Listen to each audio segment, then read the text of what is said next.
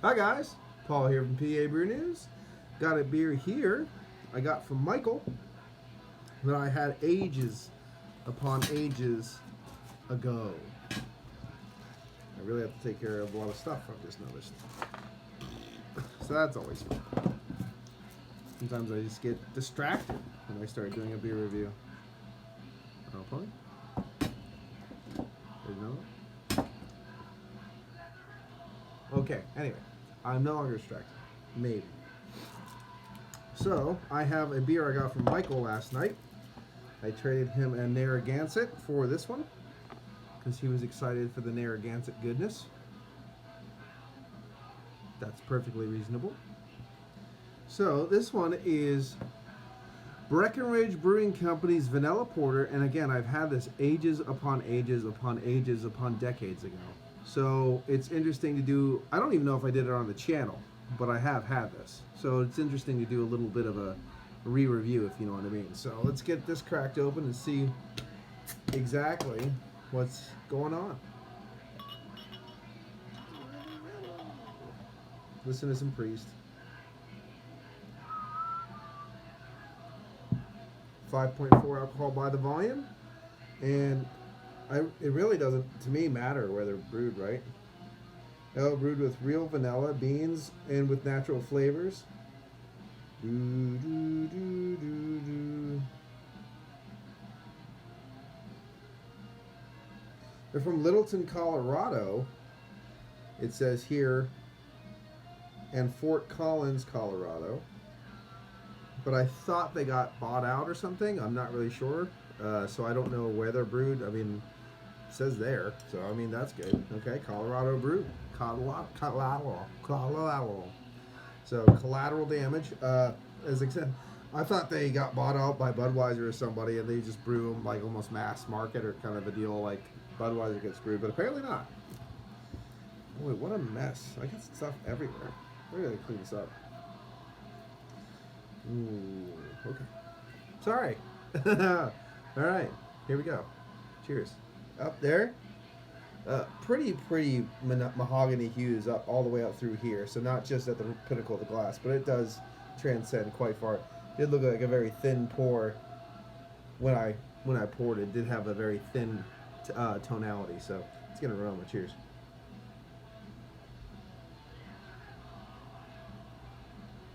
Nice little roasty toasty, hint of a coffee tone, very soft. A little bit of brown bread. Very faint hint of that vanilla in there as well. Smells like a nice, soft English kind of porter, so let's get a tasty wasty. Cheers.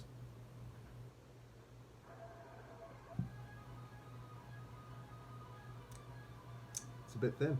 Yeah. Low side of a medium mouthfeel. Almost to that high side of a low mouthfeel, almost. But we'll go low side of medium right now.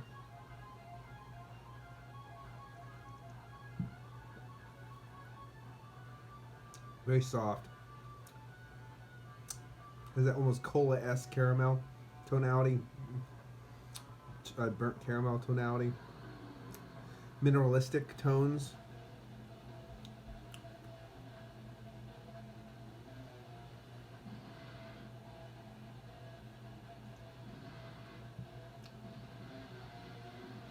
And it definitely has a kind of like an earthy line that runs through the back of it, then kicks up with that mineralistic kind of copper coin tonality mixing in there too. Definitely could use more vanilla for a porter. Could use more porter for a porter as well. Again, those roasty, toasty tonalities, brown bread, those tones need to be lifted. They could be definitely lifted. This is quite boring.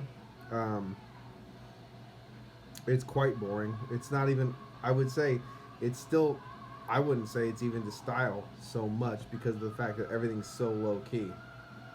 But it's just there. But it's, I've had better 7.5, two style porters than this porter is. And the fact that the vanilla is really not being showcased in the taste is definitely something as well. Excuse me, to be said, there is carbonation.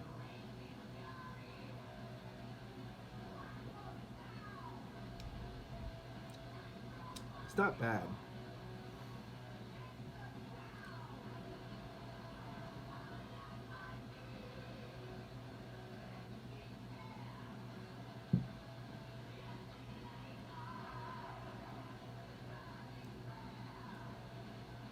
There is some kind of faint vanilla hint to it, though. It's still in there. It's very faint. So if the base beer and the vanilla were both kicked up, this would be pretty damn good, you know? But it's just pretty fucking boring, you know? I actually feel gypped. I want my Narragansett back.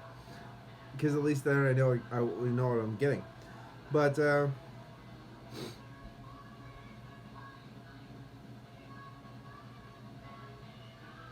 I would say this is a little bit close to that kind of neither here nor there kind of a rating. I would drink this way above a lot of other beers, though. This might seem harsh, but I'm going to give it a 6. I'm going to give this one a 6. It's above that, like, where the fuck am I, middle of the road kind of Yinling scale. It's above that, but not far. You know what I mean? So, I mean, there's a lot of other beers I would drink before this. But there are many porters I would drink before this, if you know what I'm saying. So, yeah. I have to be honest. Gonna give this one a 6 because it really is quite the boring, quite the thin, quite the boring. Yeah, I wish it wasn't, but it is. Roasted malts and notes of vanilla. So there you go. Unfortunately, that's all I got for this one. So vanilla porter from Breckinridge is probably something I wouldn't technically try to seek out ever. But if there was no other option, and there was other beers that I really didn't like, I would definitely drink this before that. So, I mean, that doesn't, not the greatest coup in the world, you know, like as a compliment, but, excuse me, it is what it is, and there is carbonation. Yeah, so there it is. This is PABrewNews. Cheers. Bye. Watch that figure.